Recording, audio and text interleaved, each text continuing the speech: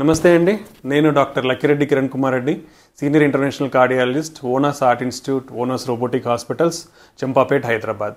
So స్టంటింగ్స్లో అంటే గుండె యొక్క రక్తనాళాల బ్లాక్స్లో స్టంటింగ్ అనేది common treatment. It's a very safe treatment. ఇది ఎటువంటి వెజల్స్లోనైనా మనం చేసుకోవచ్చు. దీంట్లో చేయకూడదు, దాంట్లో చేయకూడదు అనేది ఉండదు. మ్యాక్సిమం మనకి ఇప్పుడున్న అడ్వాన్స్డ్ టెక్నాలజీతో మంచి రిజల్ట్స్ అనేది పొందవచ్చు అనమాట. సో ఈరోజు మీకు అలాంటి ఒక కేసు చూపిస్తున్నాను నేను. దీన్నే కాల్షియం లిజన్ అంటాం. అంటే మన కొలెస్ట్రాల్ బ్లాక్స్ ఏవైతే ఉంటావో అంటే మన బ్లాక్స్ ఏవైతే ఉంటాయో ఈ 3 రకాలు ఉంటాయండి మెయిన్గా. కొలెస్ట్రాల్ ఫ్యాటీ ప్లాక్ అంటాం, ఫైబ్రో ఫ్యాటీ ప్లాక్ అంటాం, క్యాల్సిఫిక్ ప్లాక్ అంటాం. సో ఫ్యాటీ అంటే కొవ్వు మాత్రమే ఉంటుంది, ఫైబ్రస్ టిష్యూ అంటే ఎలాస్టిక్ టిష్యూ లాంటిది ఉంటుంది, కాల్షియం అంటే సిమెంట్ గోడ ఎంత స్ట్రాంగ్ ఉంటుందో అంత స్ట్రాంగ్గా మనకి ఏదైతే బ్లాక్ ఉందో అక్కడ పేరుకుపోయి ఉంటుందన్నమాట. సో అలాంటి దాన్ని కూడా మనం ట్రీట్ చేయొచ్చు. అదే ఎగ్జాంపుల్ ఈరోజు చూపిస్తున్నాను. ఇది కూడా మీకు చూపించబోయే ఈరోజు పేషెంట్ 70 years ఫీమేల్ పేషెంట్. తనకి బీపీ, షుగర్ ఉన్నాయి, ఏజ్ ఉంది. సో ఈ రిస్క్ ఫ్యాక్టర్స్తో తను ఛాతీ నొప్పి, ఆయాసంతో బాధపడుతూ వచ్చింది. ఈసీజీ స్కాన్లో ప్రాబ్లమ్స్ ఉన్నాయి, గుండె మైల్డ్ వీక్గా ఉన్నది. సో వాళ్ళకి యాంజియోగ్రామ్ చేసినప్పుడు రైట్ సైడ్ అనేది సిగ్నిఫికెంట్ బ్లాక్స్ అనేది ఉన్నాయి. అది చూస్తే మనకి కాల్షియం అనేది పేరుకుపోయిందన్నమాట. సో ఇలాంటి వాటిని ఎలా ట్రీట్ చేస్తాం అనేది మీకు ఈరోజు ఒక ఎగ్జాంపుల్ చూపిస్తాను, మనకి ఎంత అడ్వాన్స్డ్ టెక్నాలజీ ఉందనేది. సో ఇక్కడ మీరు చూస్తే ఇది రైట్ సైడెడ్ కొరనరీ ఆర్టరీ. తనకి మేజర్ ప్రాబ్లం వచ్చేసి ఈ గుండెకి రైట్ సైడ్ సప్లై చేసే దాంతో బ్లాక్ ఉంది. ఇక్కడ మీరు క్లియర్గా చూడొచ్చు, ఇక్కడ ఆల్మోస్ట్ 99% బ్లాక్ ఉంది. ఈ పైన కూడా ఆల్మోస్ట్ 70-80% బ్లాక్ ఉంది. సో మనం ఏది చేయాలన్నా ఇనిషియల్గా వైర్ అనేది పంపించాలి. వైర్ పంపించిన తర్వాత మనం దాన్ని ట్రీట్ చేయాలి. ఇక్కడ మీరు చూస్తున్నారు, ఈ కింద ఒక చిన్న క్యాథెటర్ లాంటిది ఉంది. ఇది టెంపరరీ పేస్ మేకర్ అంటాం. అంటే ఈ రైట్ సైడ్ ఈ లిజన్స్ అన్ని ట్రీట్ చేసేటప్పుడు ఒక్కొక్కసారి హార్ట్ రేట్ పడిపోయే అవకాశం ఉండొచ్చు. అలాంటప్పుడు ఈ టెంపరరీ పేస్ మేకర్ జాగ్రత్తగా పెట్టుకొని చేస్తాము. ఈ కాల్షియం అన్ని ట్రీట్ చేసే రొటేషనల్ అథెరెక్టమీ, ఆర్బిటాల్ అథెరెక్టమీ అనే స్పెషల్ డివైజెస్ వాడతాం వీళ్ళల్లో. ఇది చేసేటప్పుడు తగ్గే అవకాశం ఉంటుంది కాబట్టి దాన్ని ముందే నివారించడానికి ఇలాంటిది మనము టెంపరరీ పేస్ మేకర్ అనేది పెట్టుకుంటాం. ఇక్కడ మీరు కింద కూడా చూడవచ్చు. సో వైర్ అనేది స్పెషల్ మైక్రో కెథెటర్ ద్వారా పంపిస్తున్నాం. ఎందుకంటే ఈ టైట్కున్న దాంట్లో వైర్స్ పోవన్నమాట. పోనప్పుడు మనం స్పెషలైజ్డ్ మెటీరియల్ వాడాల్సి ఉంటుంది, మైక్రో కెథెటర్స్ అనేది. దాని ద్వారా వైర్ తీసుకొని పోయి మళ్ళీ దాని వర్కింగ్ రెగ్యులర్ వైక్ అనేది మార్చుకోవాల్సిన అవసరం ఉంటుంది. సో ఇది మనము ఇంతవరకు చేసింది. నెక్స్ట్ ఇది చూస్తున్నారు కదా, ఇది చిన్న ఇక్కడ ఒక డ్రిల్లింగ్ మిషన్ అనేది కనిపిస్తుంది. బల్జ్ ఉందా, ఈ బల్జ్ ఎక్కడైతే ఉందో అది డ్రిల్ అనమాట. అంటే మన రక్తనాళంలో ఏదైతే ఇట్లా లోపలికి పోయినప్పుడు మూసుకుపోయిందో ఇది సెంటర్ నుంచి ఇలా తిరుగుతూ ఉంటుందన్నమాట. ఇలా తిరుగుతూ మన కాల్షియం ఏదైతే సిమెంట్ లాగా గడ్డగట్టినది ఉంటుందో దాన్ని నిదానంగా పెంచేసి ఓపెన్ చేస్తూ ఉంటుందన్నమాట. ఇది కాల్షియం డ్రిల్లింగ్ మిషన్ టైప్. దీంట్లో రకాలు ఉంటాయి. మనం ఇక్కడ వాడింది ఆర్బిటాల్ అథెరెక్టమీ అని వాడాము, అది లేటెస్ట్ అడ్వాన్స్మెంట్. అలా కాకుండా రొటేషనల్ అథెరెక్టమీ, రోటాబ్లేషన్ ఉంటుంది. ఇంకోటి అల్ట్రాసౌండ్ గైడెడ్ ఇంట్రావాస్కులర్ లిథోట్రిప్సీ అంటాము.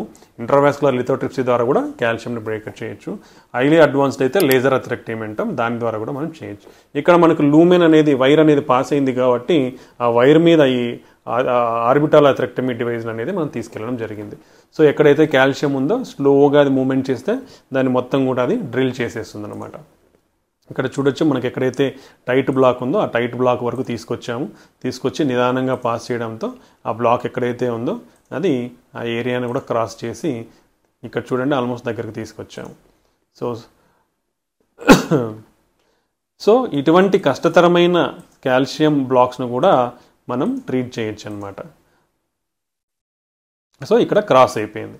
ఎక్కడైతే టైట్ బ్లాక్ ఉందో ఆ టైట్ బ్లాక్ని ఈ కాల్షియం డ్రిల్లింగ్ మిషన్ ద్వారా మనం క్లియర్ చేసాం. ఇక్కడ మీరు క్లియర్గా చూడొచ్చు, ఇంతకుముందు చాలా టైట్గా ఉండేది. ఇక్కడ నార్మల్ చిన్న బెలూన్స్ కూడా పాస్ కానీ దాంట్లో మనం ఈ ఆర్బిటాల్ అథెరెక్టమీ చేయడం ద్వారా క్లియర్గా ఓపెన్ అయ్యింది.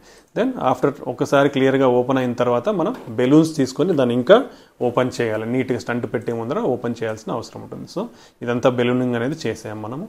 బెలూన్ చేసిన తర్వాత విజల్ అనేది నీట్గా ఓపెన్ అయ్యింది. సో ఇదంతా బెలూనింగ్, ప్రీ డైలటేషన్ అంటాము.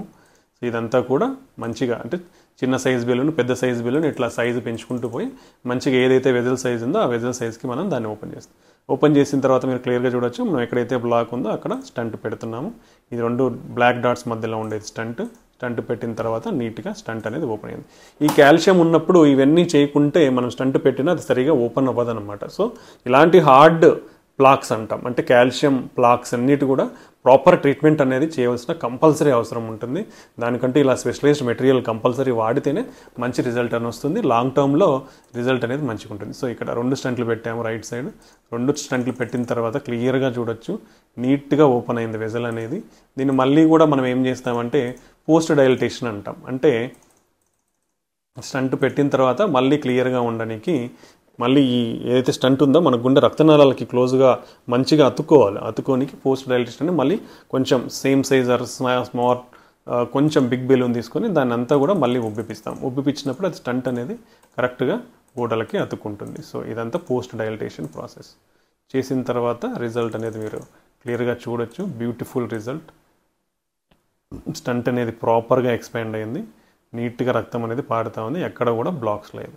ఇదే అనమాట. ఇదే పేషెంట్కి లెఫ్ట్ సైడ్ కూడా ఇక్కడ సిగ్నిఫికెంట్ బ్లాక్ ఉన్నది.